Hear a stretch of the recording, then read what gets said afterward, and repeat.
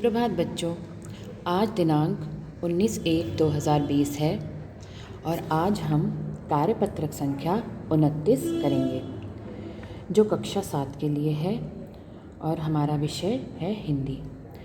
बच्चों, आज हम व्याकरण पढ़ेंगे जिसका शीर्षक है सर्वनाम। तो चलिए बच्चों, आज हम सर्वनाम के बारे में पढ़ते हैं और अपना कार्यपत्रक शुरू करते हैं।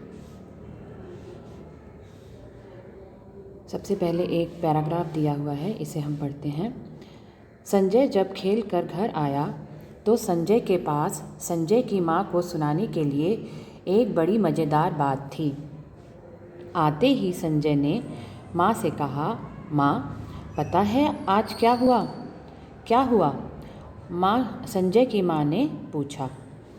संजय ने कहा, एक कुत्ते ने संजय की गेंद ले ली। कुत्ता संजय की गेंद पकड़कर इधर उधर भागता रहा। कुत्ते ने गेंद नहीं छोड़ी। आखिरकार कुत्ता जिन दीदी का था, उन दीदी ने संजय को पैसे दिए और संजय जाकर नई गेंद ले आया। तो बच्चों, ये पैराग्राफ है। देखिए आगे क्या बता रहे हैं कि किस्सा तो मज़ेदार है पर सुनने में कुछ अटपटा सा लग रहा है ना। लग रहा है ना बच्चों, आपने अभी पैराग्राफ पढ़ा है तो जो किस्सा दे रखा है वो तो अच्छा है, बट इसको पढ़ते समय हमें कुछ अटपटी बात लग रही है इस पैराग्राफ में। जानते हैं क्यों। इसमें संज्ञा शब्दों का बार बार प्रयोग किया गया है, जबकि सामान्य बोलचाल में हम बार बार संज्ञा शब्दों का प्रयोग करने से बचते हैं। अब इसी अनुच्छेद को दोबारा पढ़कर देखें। देखो बेटा, जो ये पैराग्राफ दिया गया है जो अभी हमने पढ़ा, इस पैराग्राफ में जो ये शब्द लाल पेन से लिखे गए हैं, जिन शब्दों को लाल रंग से दिखाया गया है, ये सभी हमारे संज्ञा शब्द हैं।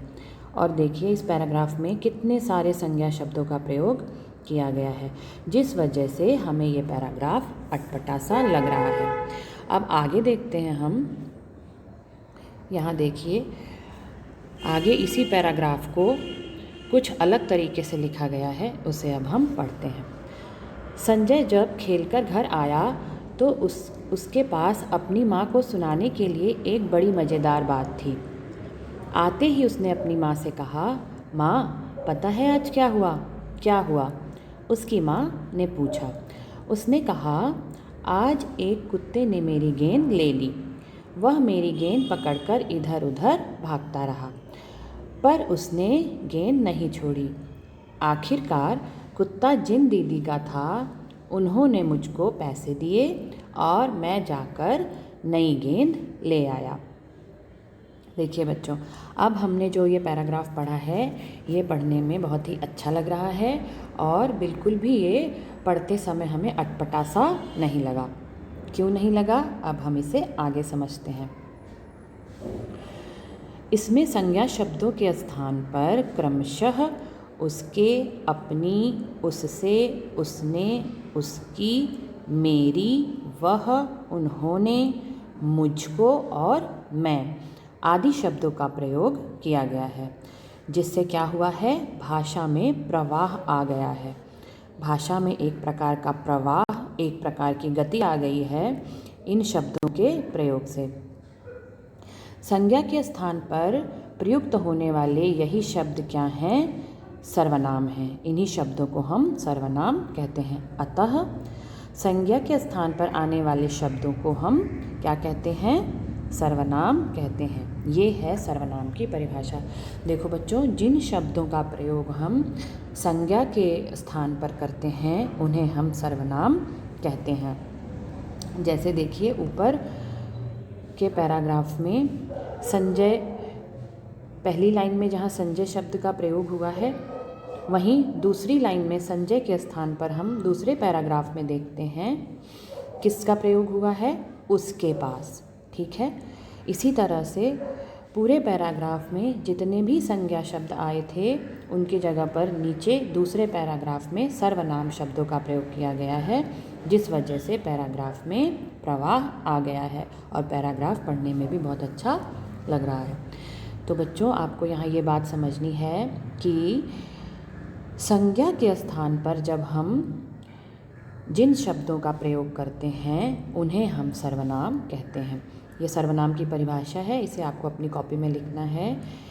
एक बार दोबारा से बता देती हूँ। संज्ञा के स्थान पर आने वाले शब्दों को सर्वनाम कहते हैं। ये 6 प्रकार के होते हैं। सर्वनाम के जो भेद हैं वो कितने प्रकार के हैं? 6 प्रकार के। तो चलिए अब हम आगे सर्वनाम के भेद करते हैं। बात कहने वाले, सुनने वाले तथा अन्य किसी व्यक्ति या वस्तु जिसके संबंध में बात की जा रही है के लिए प्रयुक्त सर्वनामों को हम क्या कहते हैं? पुरुषवाचक सर्वनाम। पुरुषवाचक सर्वनाम की परिभाषा हम दोबारा देख लें एक बार। बात कहने वाले मतलब जो बात को कह रहा है, और सुनने वाले जो बात को सुन रहा है, तथा किसी अन्य व्यक्ति अर्थात जिसके बारे में बात की जा रही है। जब इनके संबंध में बात होती है तो उन सर्वनामों को हम क्या कहते हैं? पुरुषवाचक सर्वनाम कहते हैं। पुरुषवाचक सर्वनाम भी 3 प्रकार के होते हैं। इनके भी 3 भेद हैं। पहला है उत्तम पुरुषवाचक सर्वनाम, दूसरा है मध्यम पुरुषवाचक सर्वनाम और तीसरा है अन्य पुरुषवाचक सर्वनाम। तो चलिए सबसे पहले हम देखते हैं उत्तम पुरुषवाचक सर्वनाम।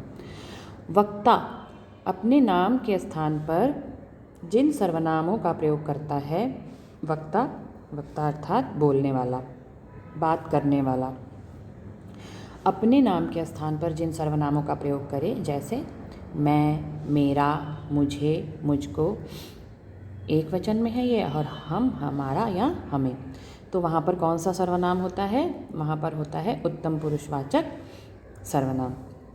एक बार दोबारा समझ लीजिए।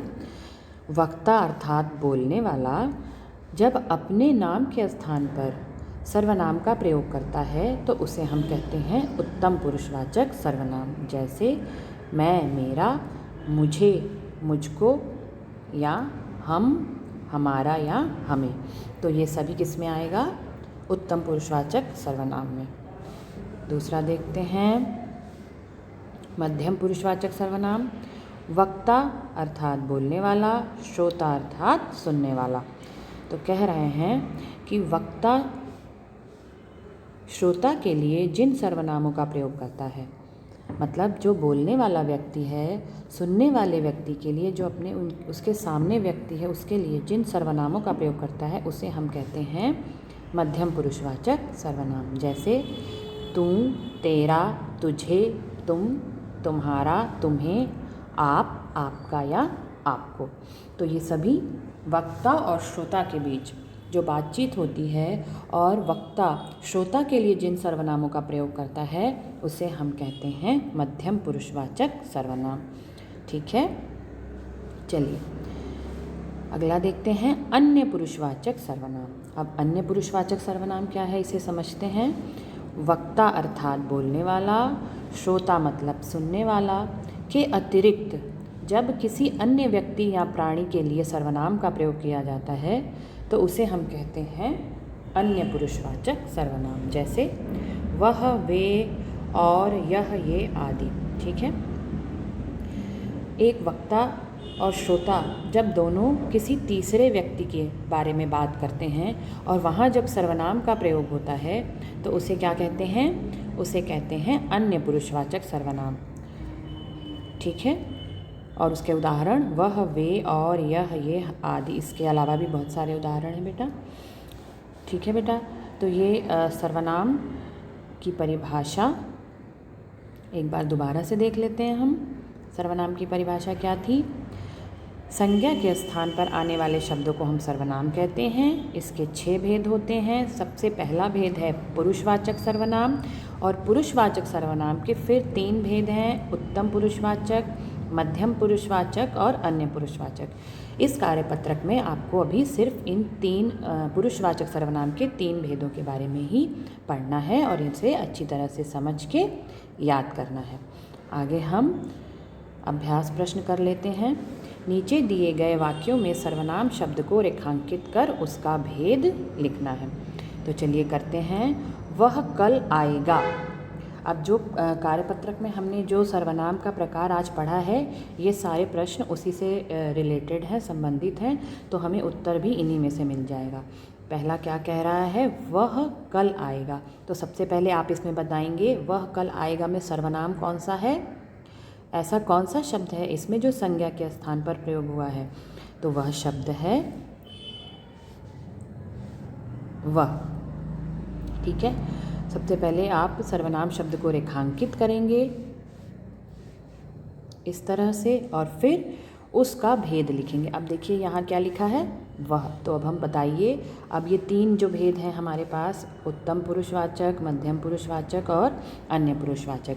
अब इन तीनों में से वह किसका उदाहरण है? जी हाँ, बिल्कुल सही, वह है हमारा उत्तम पुरुषवाचक का उदाहरण। तो हम यहाँ पर क्या लिखेंगे? हम यहाँ लिखेंगे उत्तम पुरुषवाचक।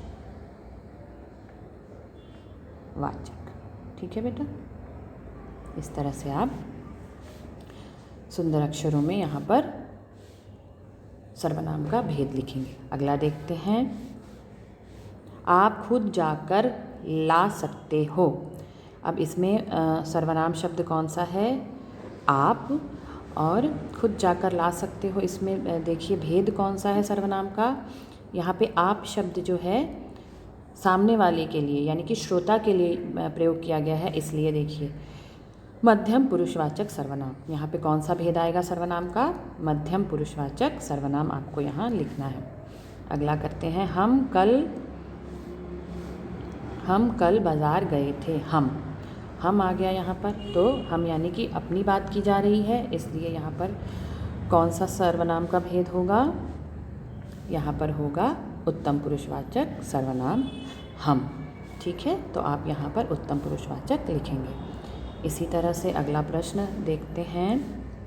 यह कलम मेरी है। यह कलम मेरी है। यह।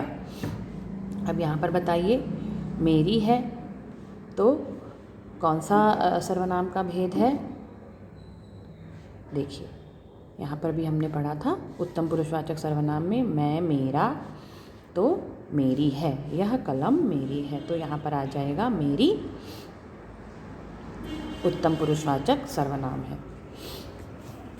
और यहाँ पर यह कलम की बात की गई है, तो मेरी यानी उत्तम पुरुषवाचक सर्वनाम। अगला देखते हैं। मैं खेलने जा रही हूँ। मैं खेलने जा रही हूँ, इसमें कौन सा सर्वनाम है? इसमें भी उत्तम पुरुषवाचक सर्वनाम है, क्योंकि मैं कहा जा रहा है, तो इसमें भी हम उत्तम पुरुषवाचक सर्वनाम लिखेंगे। अगला, वे सभी आज हमारे घर आएंगे। वे सभी आज हमारे घर आएंगे। तो सबसे पहले वे सर्वनाम शब्द है, कौन सा भेद है सर्वनाम का? अन्य पुरुषवाचक सर्वनाम। ठीक है, तो यहाँ पर लिखेंगे अन्य पुरुषवाचक सर्वनाम। और हमारे घर आएंगे, तो यानी ऊपर आ जाइए, हमारे यानी उत्तम पुरुषवाचक सर्वनाम। तो हमारा जो आखिरी उदाहरण है, आखिरी जो हमारा प्रश्न है, इसमें देखिए दो सर्वनाम हैं, वे और हमारे।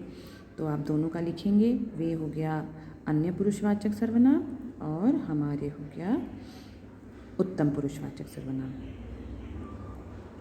ठीक है बेटा, आशा करती हूँ आपको वर्कशीट अच्छी तरह से समझ में आ गई होगी। सर्वनाम के बारे में अपनी व्याकरण की बुक से भी पढ़ेंगे, और वर्कशीट में जितना दे रखा है सर्वनाम की परिभाषा, सर्वनाम के भेद और पुरुषवाचक सर्वनाम की 3 भेद, इन्हें अपनी कॉपी पर लिखेंगे। और अभ्यास प्रश्न जो दिए गए हैं इन्हें अपनी कॉपी पर सही ढंग से सुंदर अक्षरों में लिखेंगे। ठीक है बेटा।